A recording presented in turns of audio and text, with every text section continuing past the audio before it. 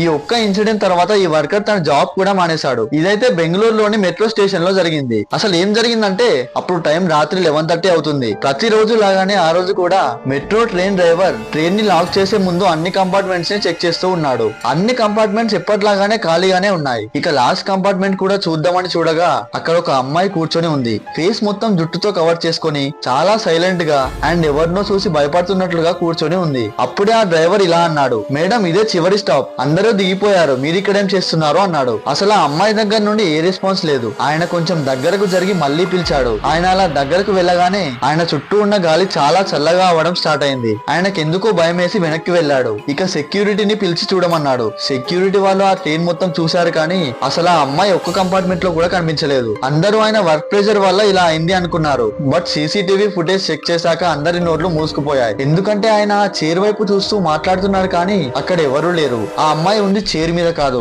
ఆయన వెనకాలే. ఒక నీడ లాంటి ఆకారం ఆయన వెనకాల ఉందని గమనించారు. ఇక ఆయన నెక్స్ట్ డేనే జాబ్ మానేశాడు. ఇప్పటికీ కూడా అక్కడ స్టాఫ్ అంటూ ఉంటారు ఆ లాస్ట్ కంపార్ట్మెంట్ లో జాస్మిన్ పూల స్మెల్ వస్తుంది అని. దీనికి చాలా రీజన్స్ ఉండవచ్చు అండ్ అక్కడ వాళ్ళు చూసింది దయ్యం కాకపోవచ్చు. బట్ నెక్స్ట్ డేనే ఆయన జాబ్ మానేశాడు అంటే నిజంగానే అక్కడ ఏదో ఉంది. మరి దీనిపైన మీ ఒపీనియన్ ఏంటి?